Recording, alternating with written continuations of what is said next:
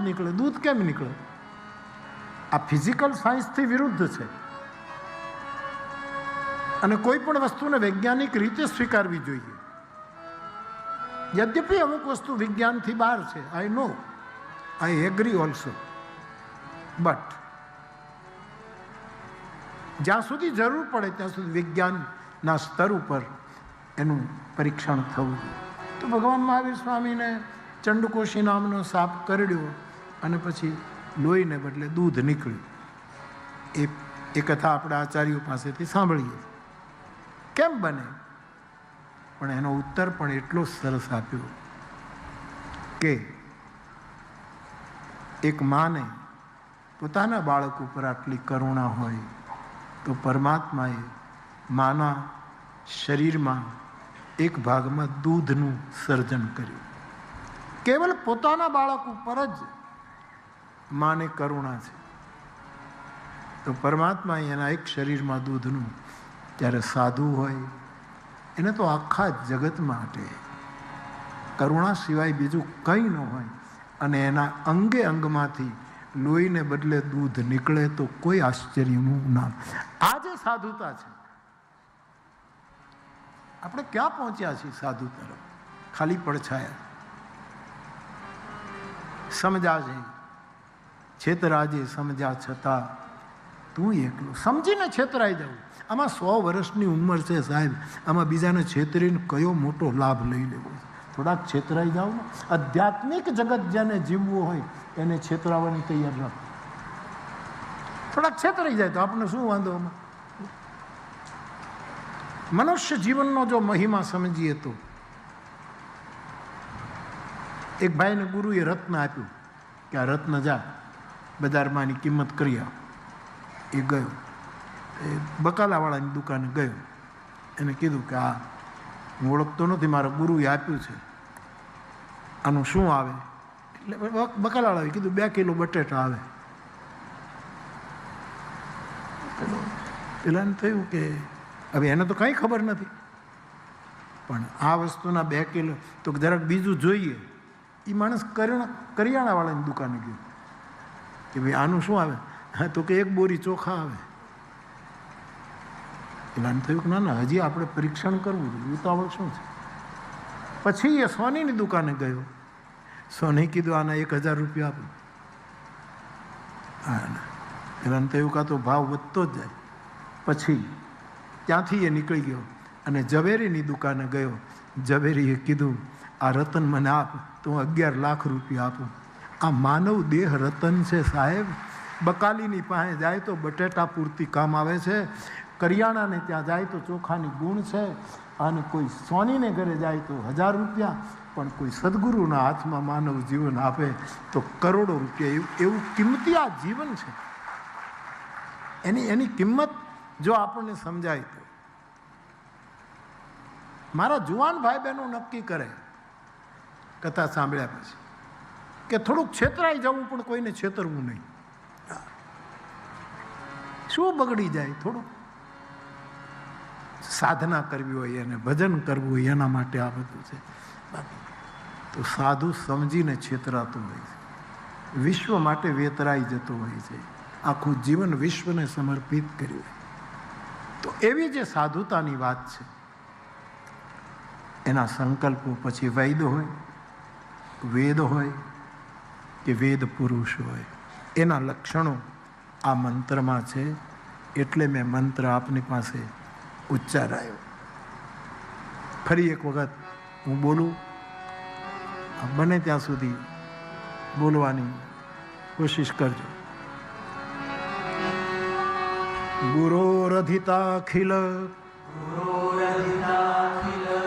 ગુરોરધિતાખિલ ગુરોરધિતાખિલ વૈદઃ વૈદઃ વૈ બધા બોલજો. વૈદઃ વૈદઃ વિદ્યઃ વિદ્યઃ પીયુષપાણિઃ પીયુષપાણિઃ કુશલઃ कुशलः कुशलः क्रियासु क्रियासु क्रियासु गतस्पृहो गतस्पृहो गतस्पृहो धैर्यधरः धैर्यधरः दयालुः दयालुः शुद्धोधिकारी शुद्धोधिकारी विषगिथ विषगिथशः स्यात् स्यात् इति मंत्र। આટલા લક્ષણો જેનામાં હોય એને વેદ પુરુષ સમજવો, એને આયુર્વેદનો નિષ્ણાત વૈદ્ય સમજવો, એને વેદ સ્વરૂપ સમજવું. એક એક સૂત્ર સીધું સાધું. જેણે તમામ વિદ્યા ગુરુ મુખોથી પ્રાપ્ત કરી હોય, ગુરુની સન્મુખ બેસીને, ગુરુની સેવા કરીને, ગુરુની આજ્ઞા પાળીને. અમારો ભાઈ આપણે ચિંતન કે ચિંતન ઉપાધ્યાય એ નહીં, અસ્મિતા પર્વમાં એણે નિવેદન કર્યું કે ગુરુને ત્યાં ગુરુના માટલાનું પાણી પીવું ને એ પણ રિયાઝ હોય છે સાહેબ. આ ગુરુ જાણે ગુરુને સેવ્યો હોય.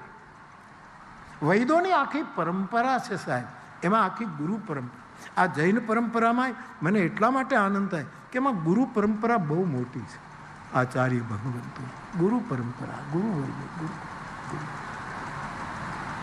ગુરુનો મહિમા. એવો વૈદ જેણે ગુરુ પરંપરાથી ગુરુની સન્મુખ બેસીને ગુરુ દ્વારા પ્રાપ્ત કર્યું.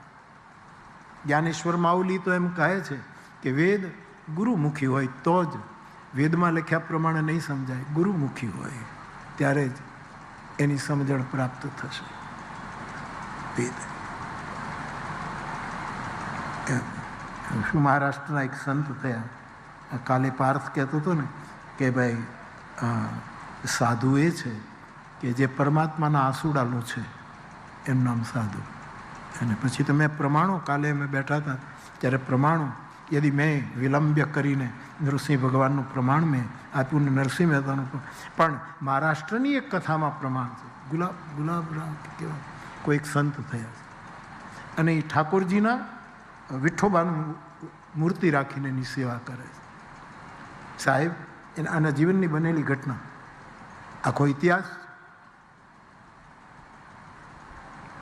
એમાં એ સાધુ, નામ હું ભૂલી જાઉં છું, પણ એ સાધુનું નિર્વાણ નજીક સમય આવ્યો. નિર્વાણ, શરીર ખળભળ્યું. શરીર તો શરીરનું કામ કરે અને એને ખબર પડી કે હવે જવાનો સમય થયો. છેલ્લો દિવસ હતો. વિઠ્ઠલ ભગવાનની મૂર્તિની સામે હું હવે કાલે પૂજા નહીં કરી શકું એવી વાત કરી અને આ સાધુ બેઠા છે કે મારે જવાનું છે. ત્યારે લખ્યું છે કે વિઠ્ઠલની મૂર્તિ રોવા માંડી છે કે તું નહીં જા, તું નહીં જા, તું નહીં જા. વિઠ્ઠલની આંખમાંથી આંસુડા પડે છે કે તું જોગી મત જા. અને એ વખતે એ સાધુએ પોતાનું જે ઉપવસ્ત્ર હતું લઈ અને વિઠ્ઠલનાથના આંસુડા લૂછ્યા છે. ત્યારે આ વાતને પ્રમાણ મળે છે કે સાધુ ઈશ્વરના પણ આંસુડા લૂછી શકે. હા, ઈશ્વરના આના પ્રમાણ જે મહેતો તો છે, મેં ગઈકાલે કહ્યું મહેતો તો પ્રમાણ છે જ. મારે કહેવાનો અર્થ એ છે બાપ કે જે ગુરુમુખી પરંપરા છે. આજે શાસ્ત્રોમાં તકલીફ શું છે? ગુરુમુખી નથી. તમારા મોબાઈલમાં બધા શાસ્ત્રો આવી ગયા, ગૂગલે ઉપાડો લીધો છે. ધડાધડ. હું કોઈ પણ પ્રસંગ ઉપાડું એટલે મતલબ લોકો કાગળ કાઢીને મને આપે, બાપુ આમાં આમ લખ્યું છે, આમાં. હું લગભગ એમાં ધ્યાન જ ના આપું. મને ગુરુમુખી ખપે. મને આ ગૂગલ વિજ્ઞાન છે એની હું ના પણ મારો સાધુ રામજી મંદિર, શિવ મંદિર કે કૃષ્ણ મંદિરમાં સાંજે ધૂપિયું લઈ અને ગૂગલનાથી આરતી ઉતારે, એ ગૂગલમાંથી જે મળે એ આ તમારા ડબલામાંથી ન મળે. એ આધ્યાત્મિક જે ગૂગલ છે, કારણ કે ગુરુમુખી છે. વેદ ગુરુમુખી હોય. વેદ પુરુષ હંમેશા ગુરુ. જેમ અમારે આ જીએસટી સાહેબ કાલે કહેતા હતા ને કે ભાઈ બુદ્ધ ભગવાને કીધું છે કે મેં આટલા ગુરુ કર્યા ને આ ગુરુ હતા ને પછી એના પછી આમ થયું, પછી એના આમ આખી પ્રવાહી પરંપરા હોય છે. અને અમારા સનાતન ધર્મમાં તો જ્યારે વંદે ગુરુ પરંપરા આજથી શરૂ કરે છે. વંદે અમારી ગુરુ પરંપરા હોય. જે લોકો ગુરુને ગાળો દે છે એના માટે મારે કાંઈ નથી કહેવું, કારણ કે એના માટે કાંઈક બોલીએ એટલી તો એની લાયકાત હોવી જોઈએ ને, એટલી લાયકાત નથી. એના ઉપર બોલાય છે જે ગુરુ. તમે અને અમારો જય વસાવડા તો એમ કહે કે ગુરુ એ છે કે શિષ્યને ક્યારેય નાનો ન થવા દે. શિષ્યને અનુભવ ન થાય કે હું નાનો છું, હું નિકૃષ્ટ છું. પણ આપણને ગુજરાતીને ક્યાં એને લગભગ ગુજરાતમાં જ તે ઘણા ગુરુની નિંદા અને ગુરુનું કરવાનું બહુ ઉપડ્યું છે. હા, કારણ કે ગુરુ બહુ જયભાઈ તો એમ જ કે અમારે ગુજરાતીના બે જ વસ્તુ, આજે સાંજે ખાવું શું અને વજન ઉતારવું કેમ, બે જ વસ્તુનું ધ્યાન રાખવું પડે. આવું જય બોલ્યા કરે કે આજે શું કહે. ચંદ્રકાંત બક્ષી તો વળી એમ કહે કે ગુજરાતીના ટેબલ ઉપર થેપલા અને ગળ્યું અથાણું હશે ત્યાં સુધી ગુજરાતી ભાષાને કોઈ દિવસ વાંધો નહીં આવે, એવું ચંદ્રકાંત બક્ષી કહે. આવા બધા લખાણો અમારી ડૉક્ટર અવની વ્યાસે એક પુસ્તક બહાર પડ્યું, હાસ્યની જે દીકરી જે હાસ્ય કરે, એણે આવી બધી નોંધો કરી છે. હમણાં મારી પાસે એને ખોલાવ્યું. ગુરુનો મહિમા ગજબ છે સાહેબ. ગુરુનો મહિમા. ગુરુ દીક્ષા જ નથી આપતો, ગુરુ શ્રદ્ધા આપી દે, પોતાની સમગ્ર જીવનની શ્રદ્ધા આપણામાં મૂકી દે છે કે તું શ્રદ્ધા ગુમાવે તો ગુમાવે, હું નહીં. ઘણા લોકો મારી પાસે આવીને આમ ભરોસો લખાવી દે કે બાપુ ભરોસો લખી દો ને. એટલે મને પરદેશમાં એક જણાએ પૂછ્યું કે કોઈક કહે કે તમે ભરોસો લખી દો, એટલે ભરોસો હું લખી આપું, જે કહે એ લખી આપું. એટલે મને કોઈએ પૂછ્યું કે આનો અર્થ તમે શું કરો. મેં કીધું મેં જેના હાથ ઉપર ભરોસો લખ્યું એ મારા ઉપર ભરોસો રાખે કે ન રાખે, બાકી હું એનો ભરોસો હવે કોઈ દિવસ નહીં તોડું. આ શ્રદ્ધાનું વાવેતર, આ શ્રદ્ધાનું નિરૂપણ છે. તો વેદ ગુરુમુખી, વેદ સ્વરૂપ શિવ, ત્રિભુવન ગુરુ અને સાક્ષાત વેદ સ્વરૂપ અને વેદ પુરુષ. તો એનું આ લક્ષણ છે ગુરુની અભિમુખ રહેવાનું. આ બાવાજી લાલગીરી બાપુ એની ગુરુ નિષ્ઠા કેટલી હશે કે ગુરુ નિષ્ઠાને લીધે એણે આવો સંકલ્પ કર્યો અને આ બધું રચાયું. એક પહેચાન એ છે તો ગુરુમુખી વૈદ હોય એનો સંકલ્પ પૂરો થાય. ગુરુમુખી વૈદ હોય પછી વિદ્યા ગુરુમુખી વિદ્યાનો સંકલ્પ સફળ થાય. ગુરુ ગૃહ ગયે પઢન રઘુરાઈ, અમારા રામાયણમાં લખ્યું ગુરુને ત્યાં રામ ભણવા ગયા, કૃષ્ણ સાંદીપની ગયા. આ ગુરુને ત્યાં જવાથી વિદ્યા ફલિત થાય છે. પિયુષ પાણી, આવા મહાપુરુષોના સંકલ્પો સિદ્ધ થાય છે જેનો હાથ અમૃત હોય, આપણને અડે. પરસત કરમ બિલાહી, તુલસીદાસજી લખે કે આપણને કોઈ સાધુ સ્પર્શ કરે કે આપણા જન્મ જન્માંતરના કર્મો બળીને ભસ્મ થઈ જાય. પિયુષ પાણી, જેનો હાથ અમૃતમય છે, અમૃત જેવો છે, આખું અંગ જેનું અમૃતથી ભરેલું હોય. પિયુષ પાણી કુશલ ક્રિયાસુ, પોતાની ક્રિયામાં એ પૂર્ણ કુશલ હોય.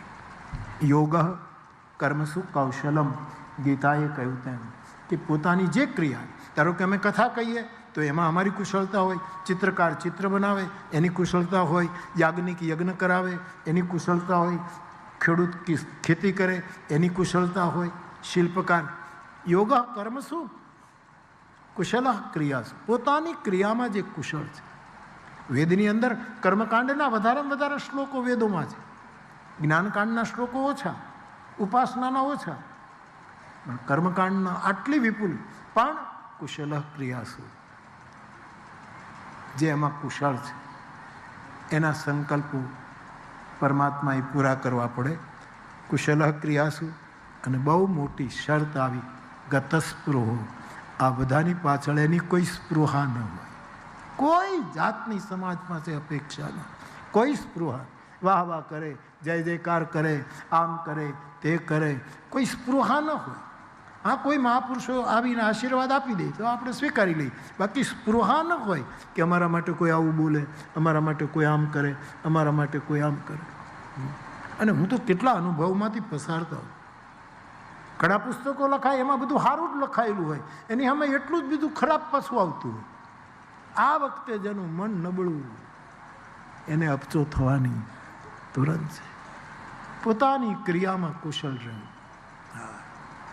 અનુભવીને એટલું આનંદમાં રહેવું, સમરવા શ્રીહરિને. અને આ જગતમાં કોઈને કાંઈ ન કહું, કોઈને કાંઈ નહીં કહું. ભજન કરવું એના મંત્ર લઈ લો, જેને જે કરવું એ કરે. કુશલ ગતસ્પૃહ, જેની કોઈ સ્પૃહા જ નથી. ભગવાન બુદ્ધે કહ્યું કે આ જગતમાં તમામ દુઃખોનું એકમાત્ર કારણ હોય તો માનવીની તૃષ્ણા. તૃષ્ણા જ દુઃખની માં છે. જેટલી તૃષ્ણા, જેને કોઈ સ્પૃહા જ નથી એના સંકલ્પો પરમાત્મા સિદ્ધ કરાય. આપણી તો કેટલી સ્પૃહા હોય છે, કેટલું આપણામાં પેલું હોય છે સ્પૃહા. અને આ સ્પૃહા જ્યારે જતી રહે ત્યારે નજીકમાં જ બધા ખજાના હોય મને તમને દેખાવા માંડે. કાલે અમુક ભાઈ બહેન બેઠા હતા, હું કહેતો હતો કે રામ લક્ષ્મણ જાનકી વન ગયા, શૃંગવેરપુર ગયા. પેલા તો ગુહરાજાએ વિરોધ કર્યો, ભરત. પેલા તો રામ લક્ષ્મણ આવ્યા ત્યારે તો સ્વાગત કર્યું પ્રભુનું પેલું. પછી જ્યારે ભરતજી જાય છે રામને મળવા ત્યારે ગુહરાજાએ વિરોધ કર્યો કે આ રામના ભાઈ યુદ્ધ કરવા જાય છે વગેરે વગેરે. પણ ભરતના સ્વભાવને જાણ્યા પછી ગુહરાજમાં પરિવર્તન થાય છે એક સાધુના સ્પર્શથી. અને બધાની ખબર લીધી, બધા ફળાહાર કર્યો, બધાના ઉતારા કર્યા. શૃંગવેરપુરમાં આખી અયોધ્યા આવી છે ત્યારે ભરત ગુહરાજને કહે છે કે અહીંયા રામ લક્ષ્મણ જાનકી આવ્યા ત્યારે મારી માં અને મારા પ્રભુ કયા ઝાડ નીચે સૂતા હતા એ જગ્યાએ મને લઈ જાય. તુલસીદાસજી પણ સ્પર્શ કરે, પણ ફરક એટલો છે કે ત્યાં શીશંપ તરુ છે, વાલ્મીકી ઇંગુદી તરુ બતાવે છે. આટલો ફરક છે. ઇંગુદી તરુ એની નીચે અમે કુટિયા બનાવી હતી, વાલ્મીકીનો ભાવ છે. ઇંગુદી એ તો કર્મકાંડમાં જે બ્રાહ્મણ દેવતાઓ બેઠા હશે એ જાણે. ઇંગુદીના ઠળિયાનો ભૂકો કરી અને એનો પિંડદાન આપી શકાય છે. જ્યારે કોઈના ઘરે અન્નની તકલીફ હોય ત્યારે ઇંગુદીના ઠળિયાનું પિંડદાન આપવાનો કર્મકાંડમાં એક વિકલ્પ બતાવ્યો છે. આ એક નિયમ છે. મેં તમને પહેલાં કથા સંભળાવી છે કે ચિત્રકૂટમાં વશિષ્ઠ આદિ આખી અયોધ્યા આવી અને મહારાજ દશરથજીનું મૃત્યુ થયું. એ જ્યારે સમાચાર રામને આપ્યા, બધાની આંખમાં આંસુ આવી ગયા. રામ તો બ્રહ્મ છે પણ માનવ લીલા કરતા. અને આખો દિવસ ને રાત બધાએ ઉપવાસમાં વિતાવી દીધો. બીજા દિવસે સવારે વશિષ્ઠજીએ રામને કહ્યું કે રાઘવ, પિતાનું મૃત્યુ થયું અને પુત્રએ ઉત્તર ક્રિયા જે કરવી જોઈએ તે ભરતે બધી જ અયોધ્યામાં કરી છે, પરંતુ તમે જ્યેષ્ઠ પુત્ર છો, મોટા પુત્ર છો, તમારે ઉત્તર ક્રિયા કરવી જોઈએ. બાપજી આપ આજ્ઞા કરો. મંદાકિનીના કિનારે પિંડદાનનું કર્મકાંડ કરવામાં આવ્યું છે વશિષ્ઠજી. અને એમાં વશિષ્ઠજીએ રામને કહ્યું, રાઘવ, કુટિયામાંથી ઘઉંનો લોટ કે કંઈક લઈ આવો, એના પિંડદાન મૂકીએ. એ વખતે ભગવાન રામ જવાબ ના આપી શક્યા. બીજી વખત વશિષ્ઠજીએ પૂછ્યું કે સમય જાય છે પિંડદાન, એટલે તમે પિતૃ ઋણમાંથી મુક્ત થાઓ. કોઈ જવાબ ના આપ્યો. વશિષ્ઠજીને આશ્ચર્ય થાય છે, કેમ કોઈ બોલતું નથી. અને આમ સીતાજીની સામે જોયું. દીકરા, જ્યારે સીતાજી થોડોક નીચું જોઈ ગયા, 3-4 વાર પૂછ્યું, ત્યારે લક્ષ્મણજી ઊભા થયા. અને લક્ષ્મણજીએ વશિષ્ઠજીને કહ્યું, પ્રભુ, આવો પ્રશ્ન પૂછી અને તમે અમને દુઃખી ન કરો. મતલબ આ તો પિતૃક્રિયા માટે મેં એમાં દુઃખી કરવાનું કે આપ જાણો છો અમે તપસ્વી છીએ, અમે ઉદાસીન છીએ, અમારી કુટિયામાં અનાજ ન હોય મહારાજ, અમે કંદમૂળ ફળ ખાઈએ છીએ. એ વખતે આખી અયોધ્યાની આંખમાં આંસુ આવ્યા છે કે આ સ્થિતિ. તો પિંડદાન મૂકવું કરવું શું? ત્યારે વશિષ્ઠજીએ વિકલ્પ બતાવ્યો છે ત્યાં કે ઇંગુદીના ફળના ઠળિયા લાવો અને શીપર ઉપર એને વાટો અને એનું પિંડ. એ ઇંગુદીની નીચે શૃંગવેરપુરમાં સીતારામજી સૂતેલા, ત્યાં ભરતજીને ગુહરાજ લઈ જાય છે કે આ પથારી રામની, અહીંયા સીતાજી, હું ને લક્ષ્મણ દૂર બેઠા બેઠા ચોકી કરતા હતા. ત્યાં જોઈએ. અને રામ ગયા પછી, એ ભરતજી, આ જગ્યાને અમે સુરક્ષિત બાવળના જાડિયા આવા બધા નાખી અને એને કવર કરી લીધી છે. અમારા માટે આ તીર્થ છે. મુનિજી આજે એક મહાવીર સ્વામીનું સૂત્ર બહુ સરસ કહ્યું કે જે સમયે જે માણસ જે હોય એ જ હોય છે. સાહેબ, ખરાબ વિચાર કરતો હોય ત્યારે એ માણસ ખરાબ જ છે, સારો કરતો હોય ત્યારે છે. ભગવાન મહાવીરનું સૂત્ર આપે જે પ્રતિપાદિત કર્યું. શૃંગવેરપુર વાળાએ નિયમ કરેલો કે રોજ મજૂરી કરવા જાય એના પહેલા સીતારામજીની પથારી છે, ચારે બાજુ બાવળના પહેલા નાખ્યા છે, એના દર્શન કરે, એને પરિક્રમા કરે. એના માટે એ તીર્થ હતું. પણ કોઈએ ન જોયું, એ ભરતે જોયું. તુલસીદાસજી કનક બિંદુ લખે છે કે જાનકીજીના નુપુરના 2-4 કનક બિંદુ પડી ગયેલા. એ ભરતજી પ્રસંગ આપ જાણો છો માનસમાં. પણ અહીંયા ભરતજી પરમાત્માની એ દર્ભ પથારી, જાનકીજીની દર્ભશૈયા જોએ, એમાં એને એક ચમકતો તાર દેખાયો છે સોનાનો. એ જાનકીજીની સાડીનો તાર હતો. અને ભરતની દ્રષ્ટિ ગઈ. આ લોકો આટલા સમયથી રોજ દર્શન કરવા જાય છે, રોજ પરિક્રમા કરે છે, પણ કોઈને નહીંતર ગરીબ માણસને તો હોનું દેખાઈ જવું જોઈતું હતું, પણ કોઈને નથી.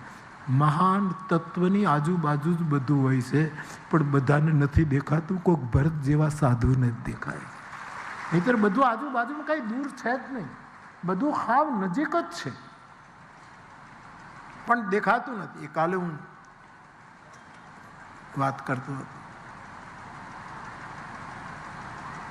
તો મને તમને ઓળખાણ નથી પડતી, કારણ કે આપણી એટલી જાગૃતિ નથી.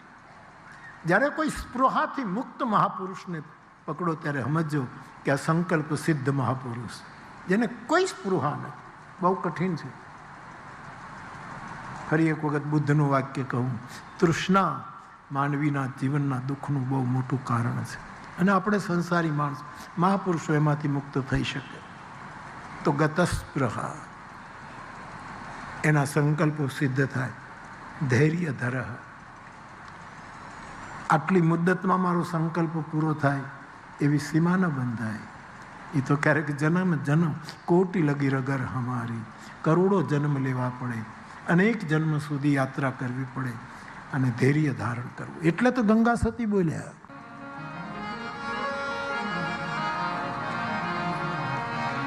મેરુ રે ડગે પણ જેના મનડા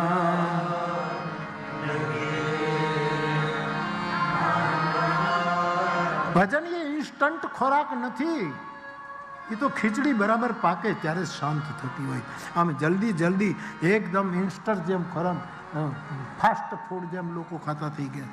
ભજન એવું નથી. ભજનની પાછળ આખી પ્રક્રિયા ઊભી હોય છે. બહુ ધૈર્ય રાખવું પડે.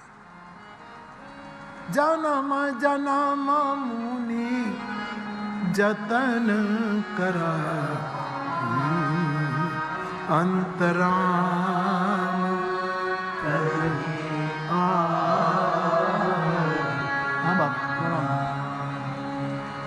જન્મ જન્મ મુનિ જતન કરાવી અંતરામ કહી ધૈર્ય ધરહ. 108 વખત હનુમાન ચાલીસાના પાઠ કર્યા અને કાંઈ સિદ્ધ થયું નહીં, એને આ પાઠ ફળતા નથી સાહેબ. ધૈર્ય ધરહ, ધીરજ રાખવું પડે. આગળ દયાલુ. આટલી હદે ભજનની સાધના પહોંચ્યા પછી એનું દયાલુપણું ખંડિત નથી થતું. એ બીજાને તુચ્છ ન ગણે કે અમે આટલું કર્યું તમે કાંઈ કરતા નથી. એનું દયાલુપણું, એનું કૃપાલુપણું હંમેશા અક્ષુણ રહે. શુદ્ધોધિકારી, એવા શુદ્ધ અધિકારી. અધિકારી નહીં, આ દુનિયામાં બધી જગ્યાએ અધિકારીઓની સાથે આ લખવા જેવું છે.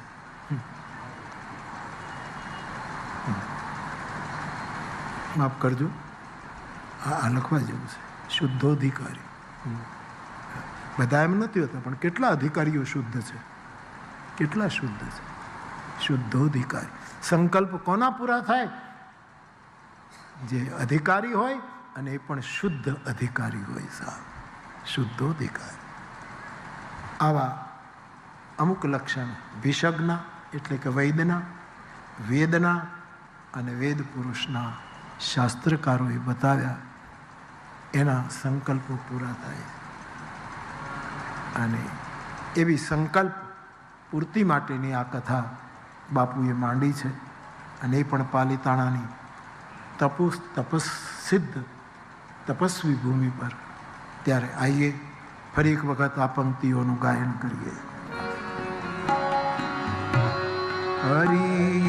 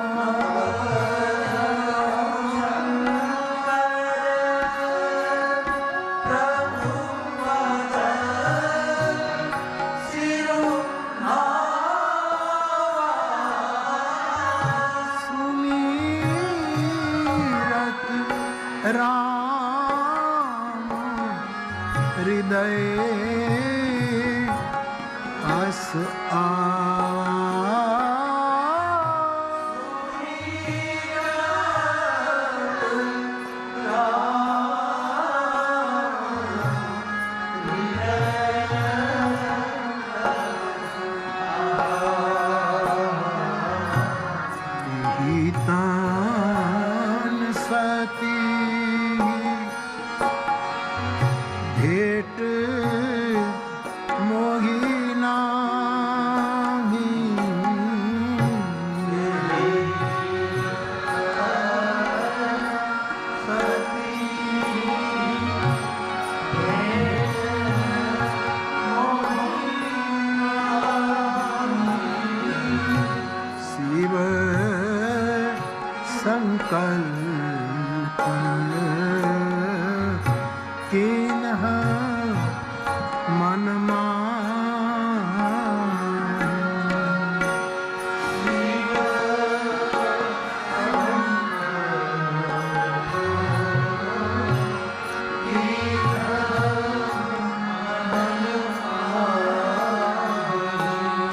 બીજું બાપ, કથા સાંભળીને તમે કોઈ સંકલ્પ કરો તો પહેલી મારી વિનંતી એ છે, શરીરનું ધ્યાન રાખીને સંકલ્પ કરજો કે આપણાથી આ થઈ શકે એમ છે.